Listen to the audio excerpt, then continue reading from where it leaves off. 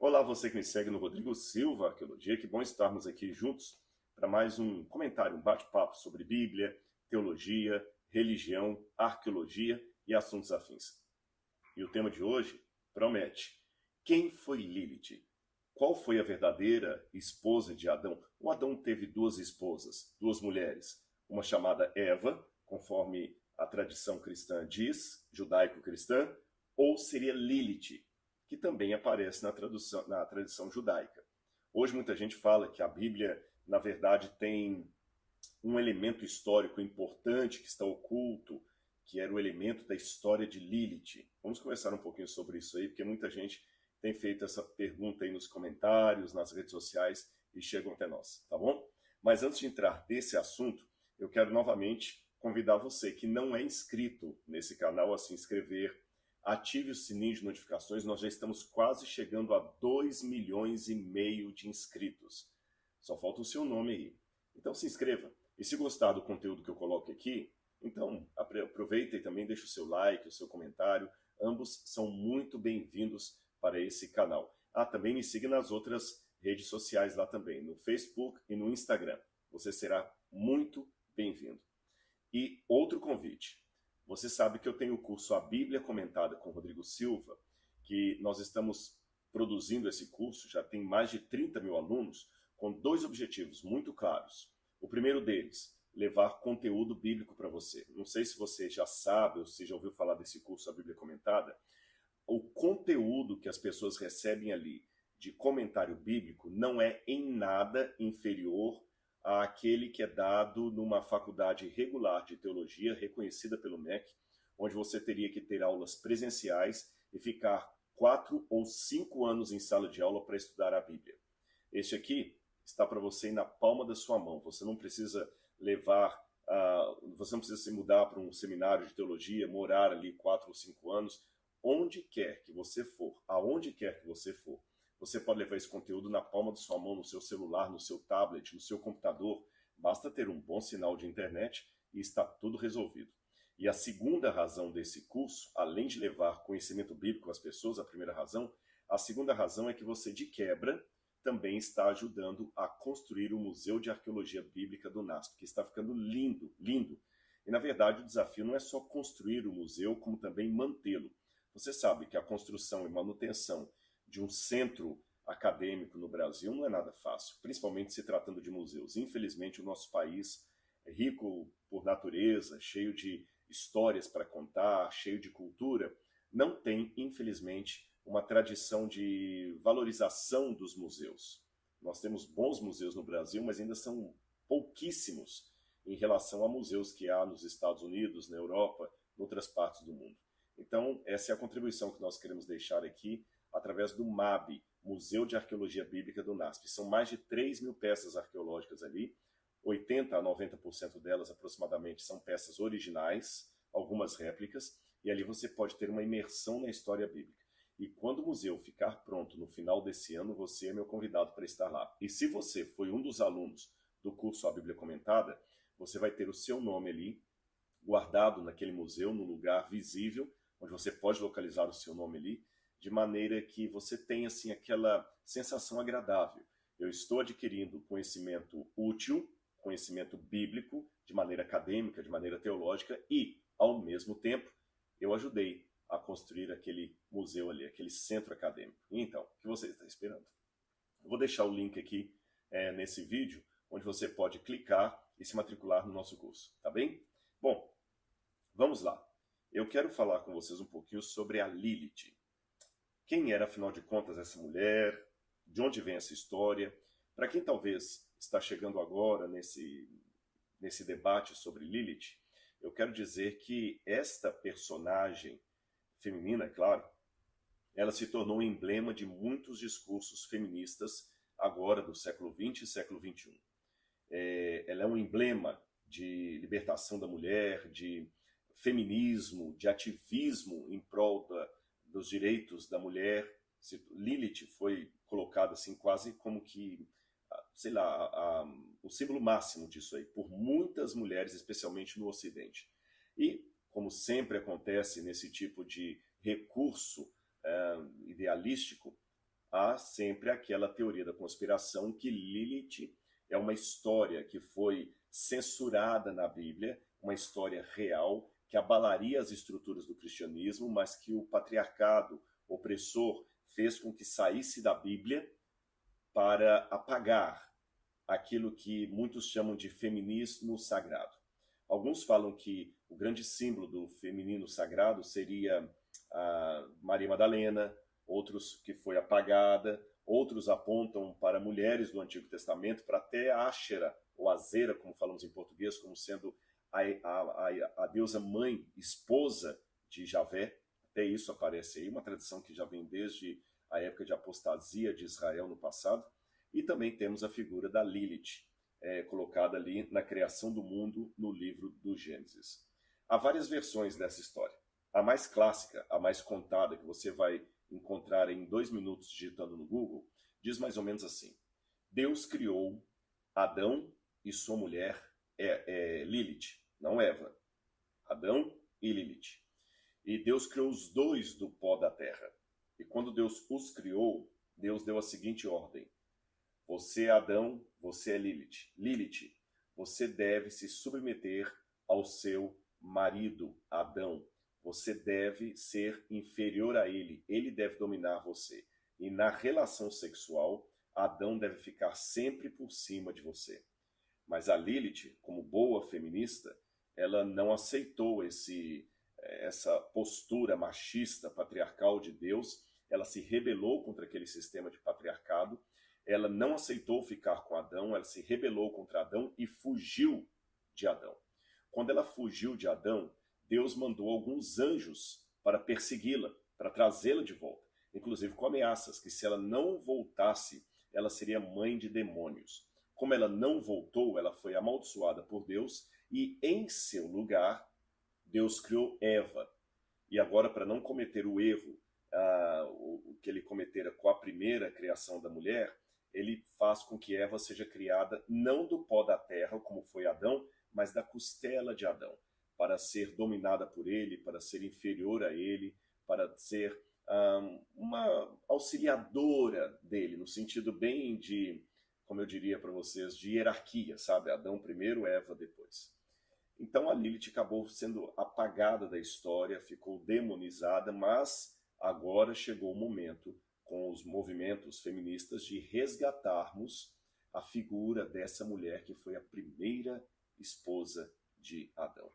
A primeira coisa que me chama a atenção aqui é que muitos que propagam isso são também os mesmos críticos que levantam o dedo contra o livro do Gênesis, falando isso é pura lenda, mitologia.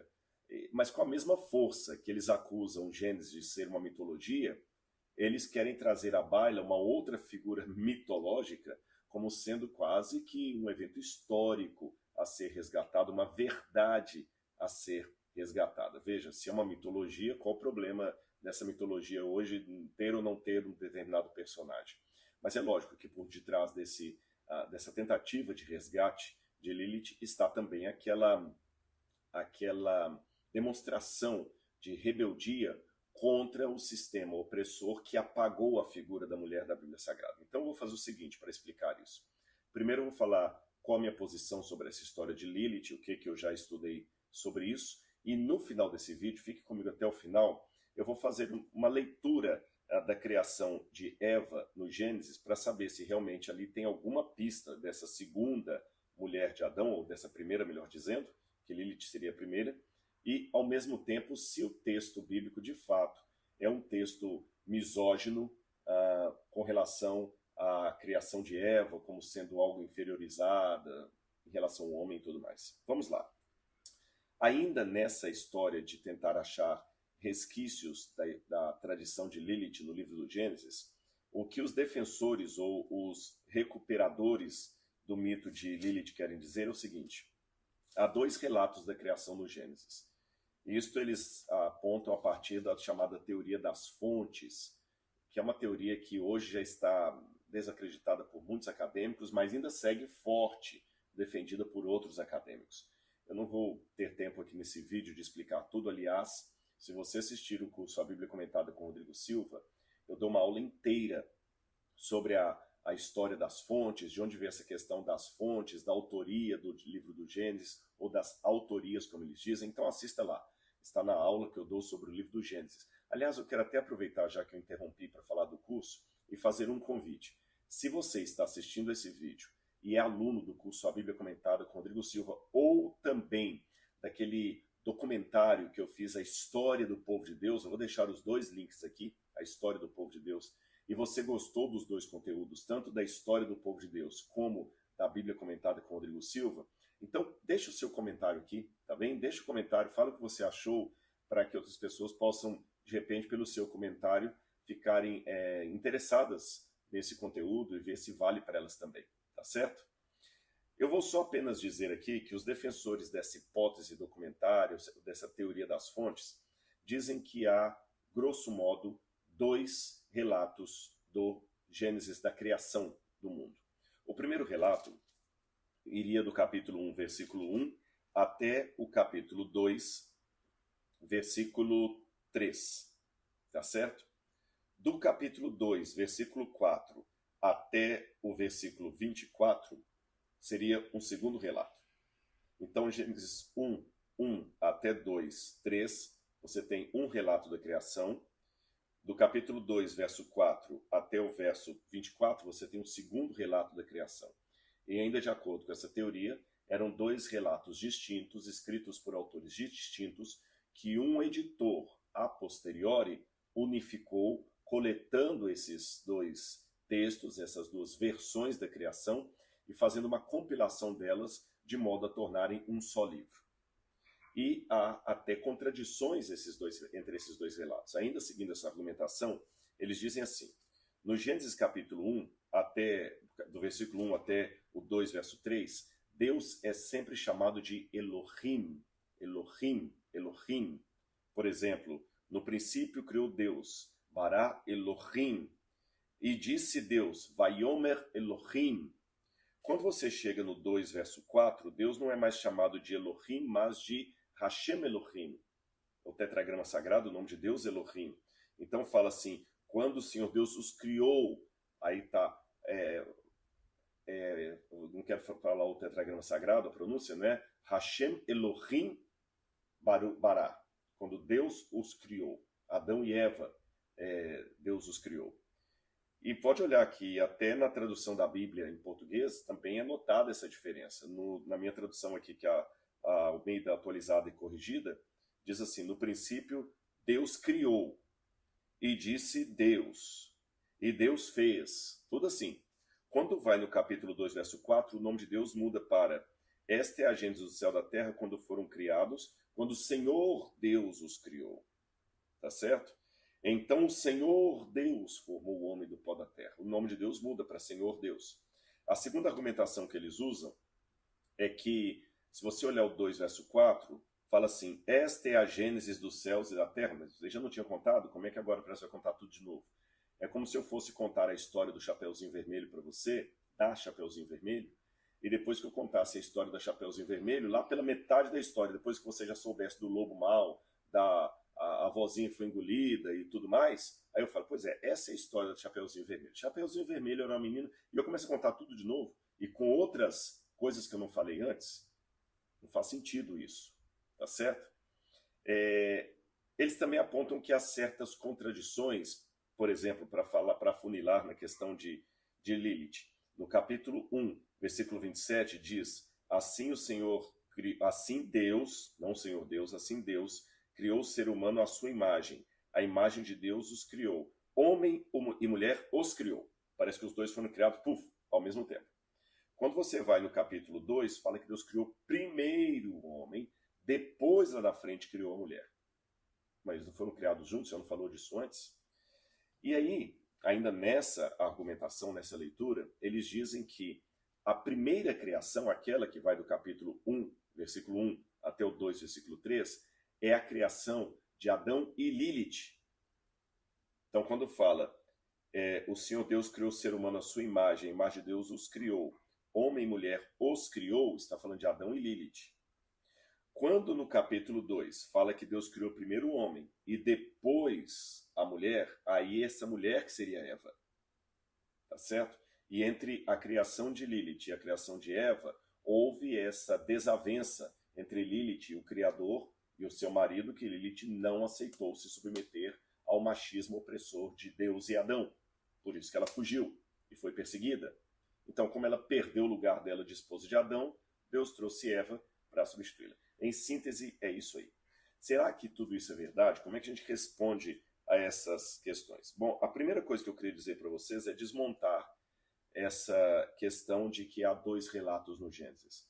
Nesse curso, a Bíblia Comentada, eu dou vários exemplos ali de outras literaturas do Antigo Oriente Próximo, especialmente egípcias, desde a época da 18ª dinastia, até algumas antes, e também na época de Ramsés, você tem ali uma mesma história contada em dois relatos e um do lado do outro. Por exemplo, uma conquista de Ramsés, que está lá em Karnak, você tem na mesma parede, você tem um relato da conquista e outro relato ligeiramente diferente do lado. Eu, como ocidental do século XXI, olho e penso, um está contradizendo o outro, mas alguém daquela época entendia que dois relatos da mesma história, paralelos, com detalhes diferentes, colocados no mesmo livro, era apenas uma forma de dar ênfase e facilitar a memorização. Então, quando muitos autores europeus, aliás, quem criou toda essa história da hipótese documentária foram autores europeus que nunca tinham pisado em Israel, numa época em que a literatura do Antigo Oriente Próximo ainda não era tão conhecida, eles usaram um erro de anacronismo, analisaram tudo aquilo ali a partir de uma cosmovisão europeia. Então, aquilo que para mim hoje no Ocidente é estranho, para eles não era. Vou dar um exemplo rápido para você entender o que eu quero dizer. Aqui, em português, como eu estou falando com vocês, o pleonasmo não é necessariamente um erro gramatical, mas é um vício de linguagem que deve ser evitado. De modo que não é de bom tom que eu, em linguagem erudita, diga algo como subir para cima, descer para baixo, sair para fora. Isso na nossa linguagem é vício no nosso idioma é vício de linguagem. Os gramáticos não recomendam que você use esse tipo de expressão. Se você sai, obviamente está saindo para fora. Se você desce, obviamente para baixo. Então, é desnecessário dizer descer para baixo, subir para cima, sair para fora. Mas, na Bíblia Sagrada, esse pleonasmo, ele é culto, ele é bonito. E você tem muitas expressões, os olhos que vêm, abençoa-me com bênçãos, beija-me com os beijos da tua boca. Jesus falou com Lázaro, sai para fora. Se eu analisar essas expressões da Bíblia hebraica e também do grego do Novo Testamento, que é baseado no hebraico, a partir da minha cosmovisão, eu vou falar, isso aqui foi um erro, ou pelo menos um vício de linguagem do autor bíblico. Demonstra que ele não era uma pessoa erudita. Não, se eu voltar com a cabeça da época, eu vou ver que ele era erudito, ele usou aquilo ali de propósito. Então a gente tem que levar em consideração o aspecto cultural do texto, porque senão eu vou cometer o erro dos teólogos europeus, especialmente alemães. Você analisa a Bíblia como se ela fosse escrita agora, na nossa cultura, e não é bem assim.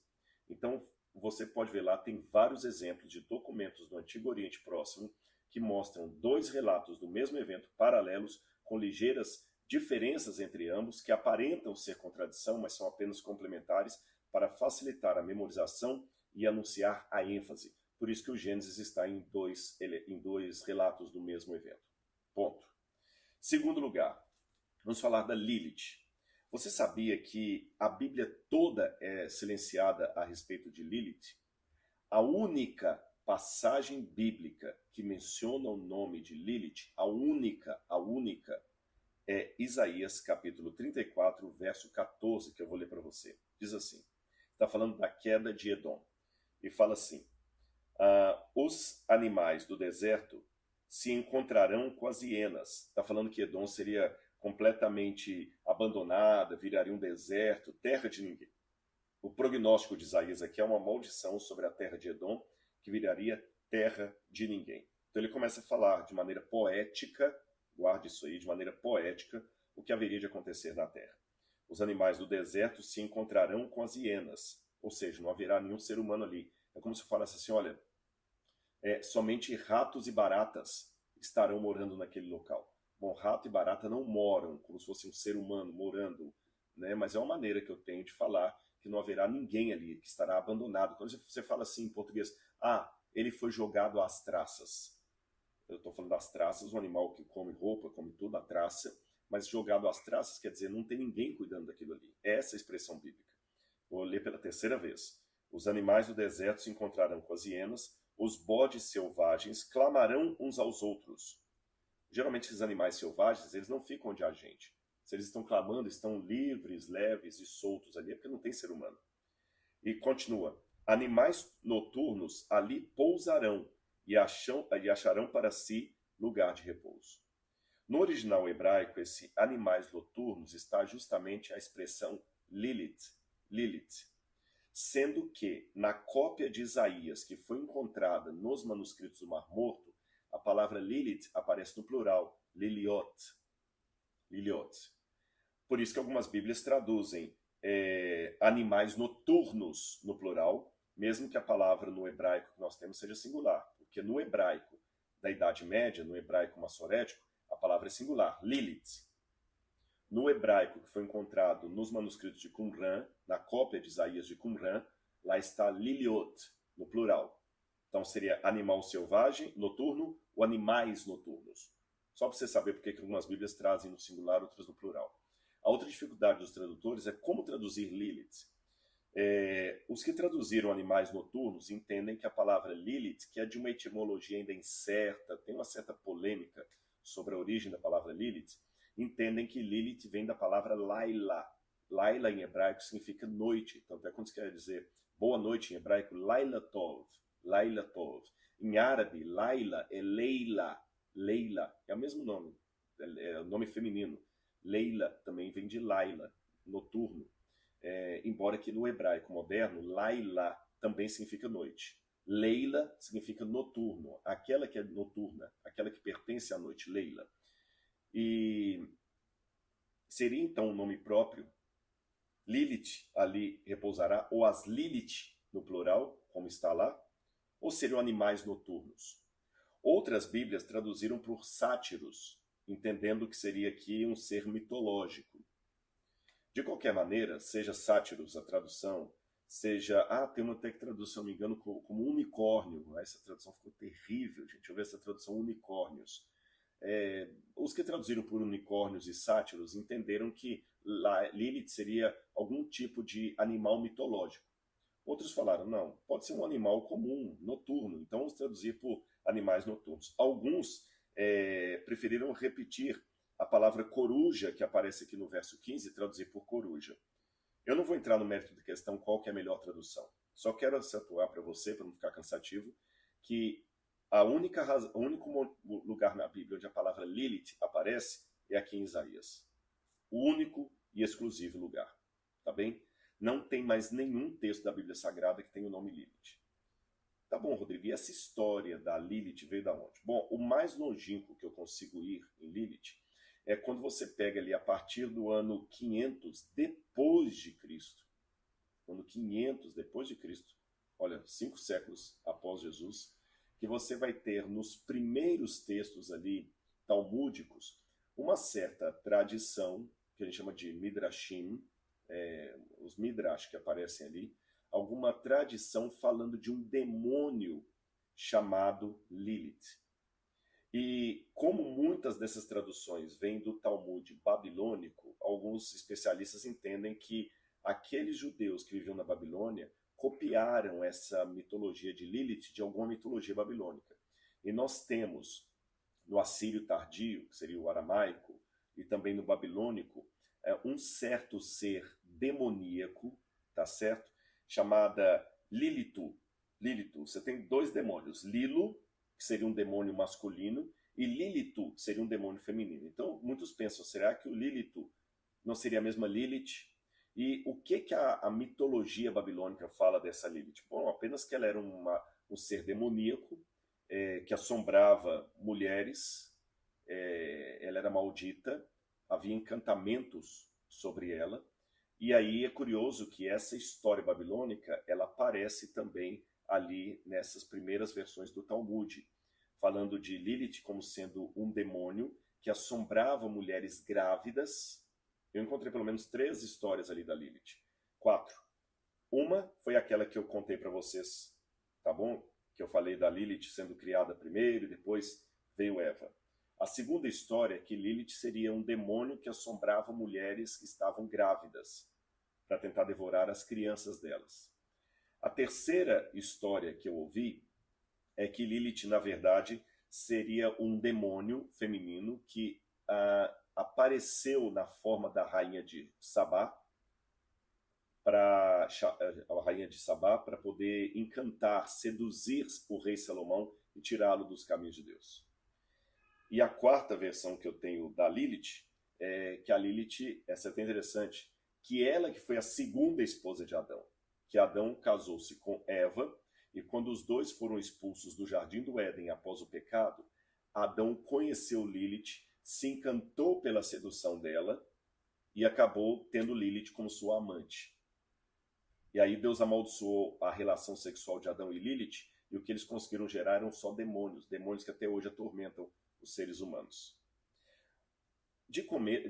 Já de princípio, eu tenho dois problemas aqui com as versões de Lilith, se você percebeu. O primeiro problema diz respeito à época tardia em que essas lendas apareceram dentro do judaísmo. Eu estou falando do ano 500 em diante, 500 depois de Cristo em diante. Aliás, essa versão mais elaborada da Lilith como sendo a primeira criatura de Deus, alguns até pensam que ela foi criada até antes de Adão. Tem essa versão também, que ela foi criada antes de Adão. Uma versão diz que ela foi criada junto com ele, eu estava esquecendo dessa quinta. Outras que ela foi criada antes de Adão e que ela era a mais bela criatura. Essa versão mais elaborada da Lilith como companheira de Adão, que depois perde esse lugar para Eva, ela só vai aparecer ali por volta do ano 700 a ano 1000, num documento mitológico chamado Alfabeto de Benzira. Alfabeto de Benzira, que, como eu falei, é um documento mitológico judeu, tá certo? Que alguns datam entre o ano 700 até o ano 1000 depois de Cristo, ou seja, são documentos medievais. Então, o primeiro problema é a data tardia dessas fontes. Elas estão muito longe do texto bíblico, muito longe. O segundo problema que eu tenho é que, se você olhar, são várias mitologias. Então, a pergunta que eu faria para quem está querendo ressuscitar esse drama aí da Lilith é o seguinte: tá bom, qual das mitologias de Lilith você quer ressuscitar? Porque eu contei aqui pelo menos 5. Se você fala que a igreja cristã tentou esconder do público a verdadeira história de Lilith por uma questão de patriarcado e tudo mais, e de misoginia, então tá bom. Se você está com essa tese, então eu devolvo a pergunta para você. Qual das versões de Lilith é a correta? Aquela foi criada junto com Adão e depois perdeu o lugar para Eva? Aquela foi criada antes de Adão? Aqui ela era um demônio que tentava devorar mulheres e suas crianças? Que ela se transformou na rainha de Sabá para enganar o Salomão? Ou a versão simplesmente que ela era um anjo demoníaco? Também eu estava esquecendo já de uma outra, tem mais uma sexta aqui, que a Lilith também era um anjo demoníaco ninfomaníaco. Era um demônio feminino ninfomaníaco. Qual dessas versões você vai levantar? E dentro da versão que estão tentando propagar hoje como sendo verdadeira, essa que ela foi substituída por Eva, eu pergunto, olha, se a ideia é apagar a mulher, por que Eva também não foi apagada do relato? Você vai falar, não, mas Eva foi criada de maneira inferior. Eu vou mostrar para você no final desse vídeo que isso não é verdade.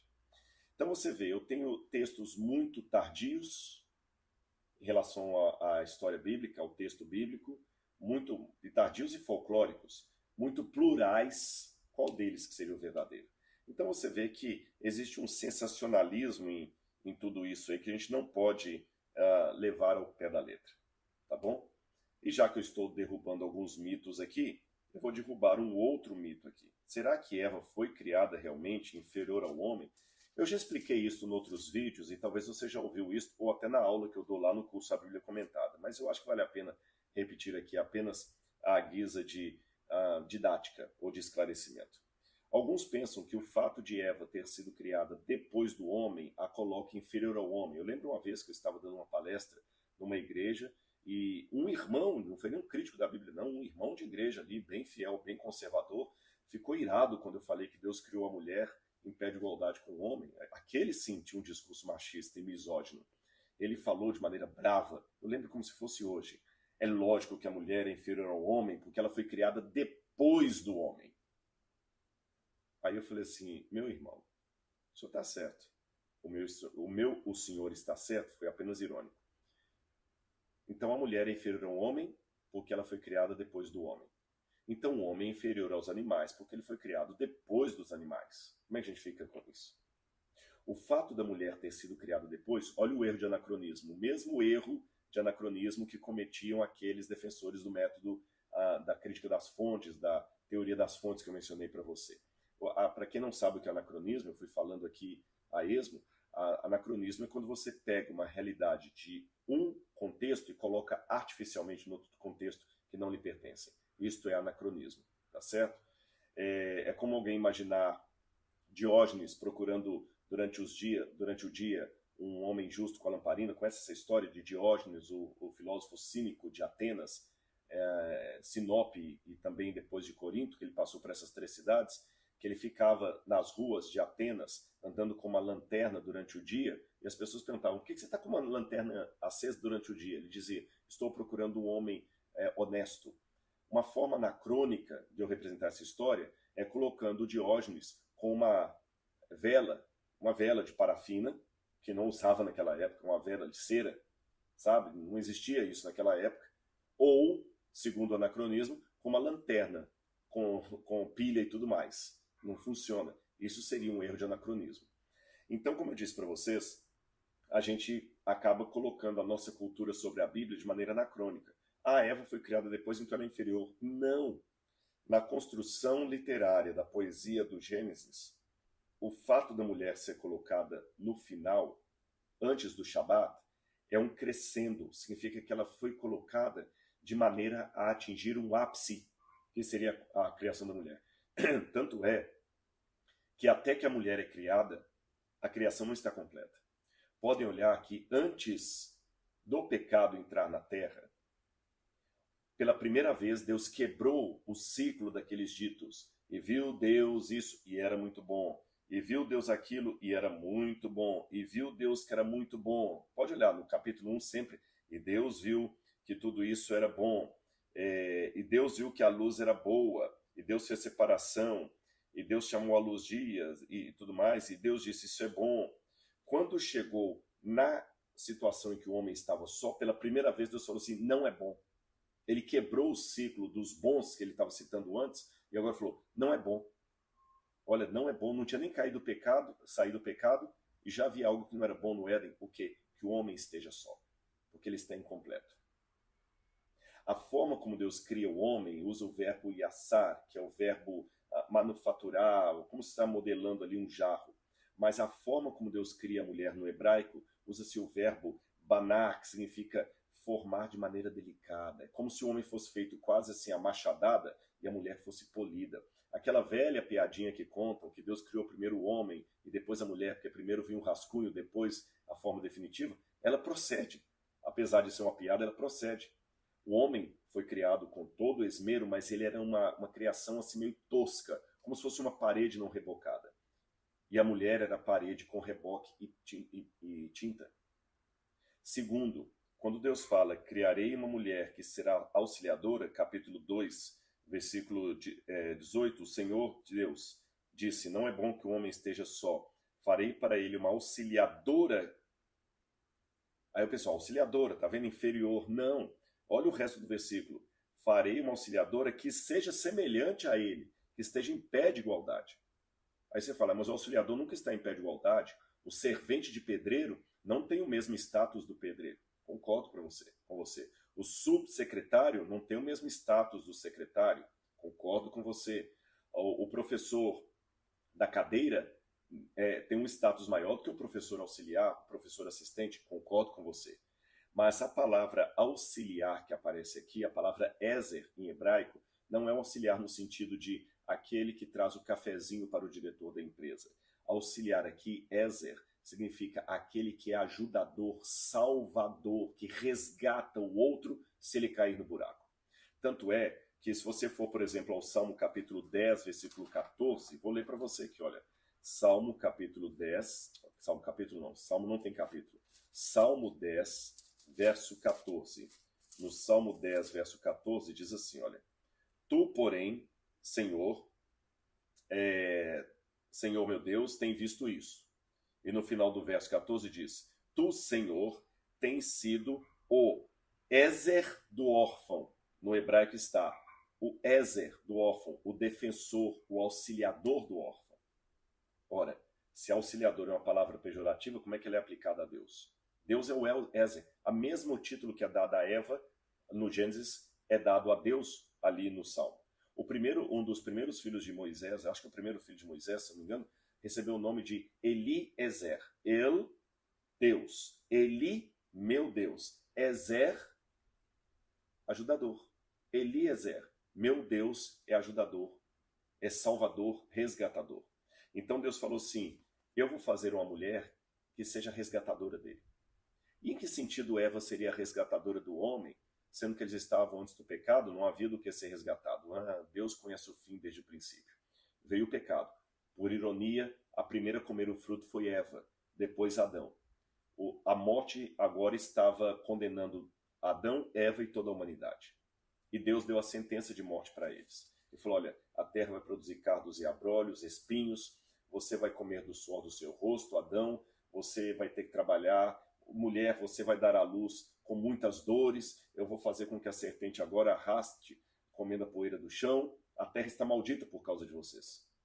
Mas em meio às maldições de Deus, havia a súplica de perdão e misericórdia de ambos. Deus falou, eu vou perdoar vocês. Eu vou suscitar, através da mulher,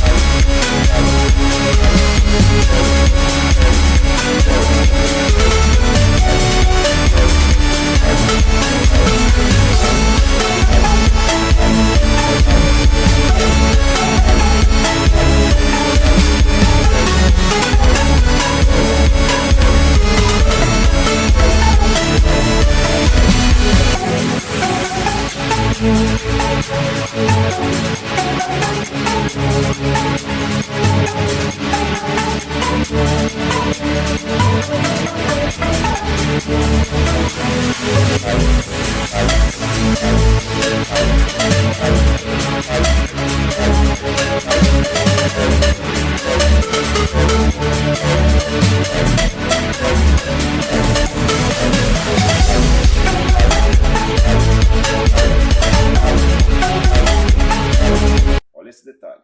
Eu suscitarei, depois você pode ler na sua Bíblia em casa, isso que eu estou falando para vocês aqui, está em Gênesis capítulo 3, versículo, deixa eu ver aqui, Gênesis 3, versículo 15, quando Deus fala que vai colocar inimizade entre a serpente e a mulher, entre a descendência da serpente e o descendente da mulher, e fala, o descendente da mulher, que é o Salvador, teria o calcanhar ferido pela serpente, mas esse descendente da mulher iria esmagar a cabeça da serpente. Era o Messias. A salvação, o Ezer, o ajudador, viria da barriga de uma mulher. Isso foi tão forte que Adão, assim que Deus deu aquela promessa, Adão virou para a mulher e falou, agora eu vou te dar um nome. Que até então ela não tinha nome, ela era chamada apenas de mulher. Você se chamará Eva.